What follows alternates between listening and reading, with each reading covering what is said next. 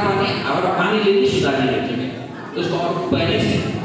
यो अर्को उपाय खोज्दाखेरि घटना घट्ने के खानापानी हाम्रो पानीले बिग्रेको शरीरलाई औषधिको माध्यमबाट तपाईँले औषधिको भरमा निको गराउनु खोज्नुहुन्छ, तर घरमा गएर त्यही खानापानी हाम्रो पानीलाई सुधार्ने काम चाहिँ गर्नु अनि औषधिले साइड इफेक्ट गर्यो हुन्छ।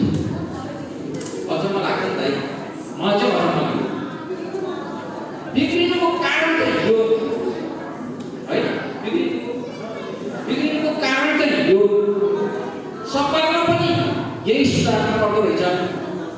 तर औषधि खाएको साइड इफेक्ट भयो, औषधि खाँदा औषधि त 100% काम गर्छ कि औषधि, तर कन्ट्रोलको नाम त हुँदैन, त्यो रोगलाई त 100% काम गर्छ, अरूलाई त गर्दैन।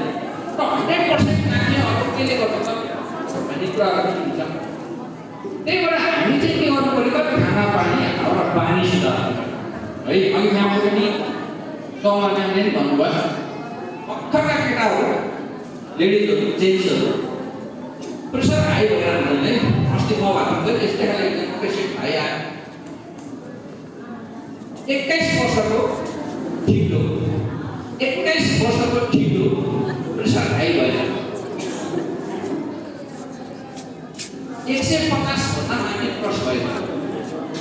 21 वर्षको ठिलो त्यसरी हाम्रो पुरै आँखा हात बनाएर अनि मैले सोधेँ, अनि चेक गरेँ, डक्टरको सल्लाह दियो के भने औषधि खानु पर्यो।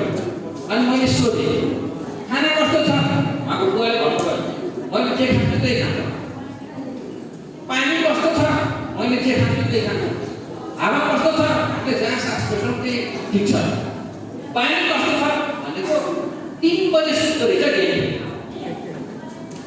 गेम खेलेर 3 बजे सुत्दो रहेछ। यसको कारणले गर्दाखेरि स्ट्रेस हार्मोन रिलिज भयो। स्ट्रेस हुने बित्तिकै अघि म्यामले पनि भन्नुभयो संस्थामा काम गरिन्छ, स्ट्रेस हुन्छ, कफी खान्छु ब्यालेन्स हुँदो रहेछ।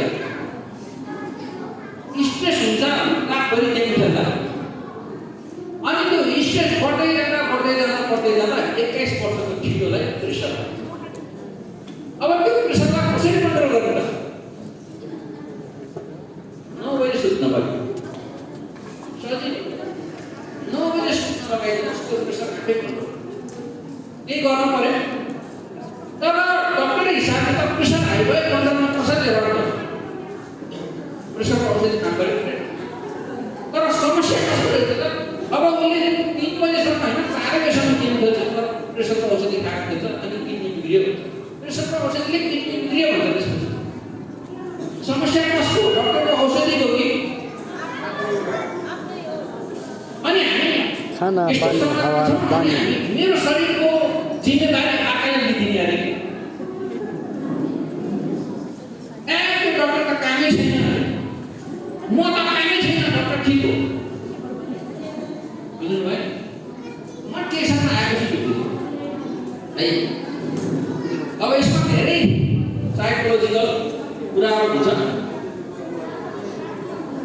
त्यो कारणले गर्दाखेरि रोग अब हामी एक्सन कम्पनीमा चाहिँ के भन्छौँ भन्दाखेरि रोग होइन मेनली 2 तरिकाले लाग्छ, अथवा शरीरमा समस्या मेनली 2 कारणले हुन्छ। एउटा भनेको असन्तुलन।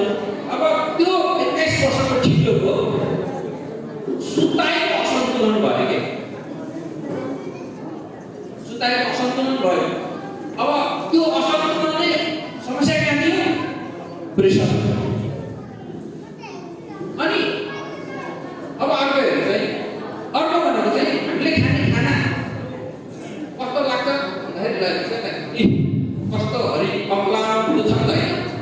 अब यही चिजबाट हेर्नुहोस् है, गहुँको रोटी खानुहुन्छ होला, मकैको च्याङ्लाहरू खानुहुन्छ होला, बिरयानी भयो है, अनि धान मजाले खानुहुन्छ। त्यसबाट चाहिँ है हामीलाई गहुँको रोटी भने मजा आयो। केही बिग्रेको छ अहिलेसम्म? केही पनि बिग्रेको छ। मकैको ढेँडो बन्यो, मजाले खाएको छ, तपाईँलाई यही लागिरहेको छ। अनि अब धानबाट भात पनि खानु भएको छ है। तर हामीले के खाइरहेको छौँ थाहा छ? गाउँ कसरी फल्दैन?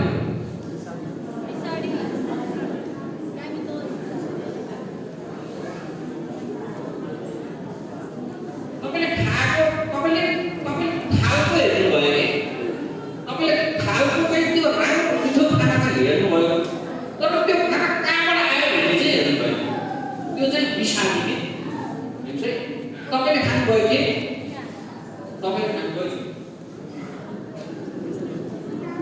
यो समस्या डक्टरको हो कि तपाईँको? यो समस्या औषधिको हो कि तपाईँको?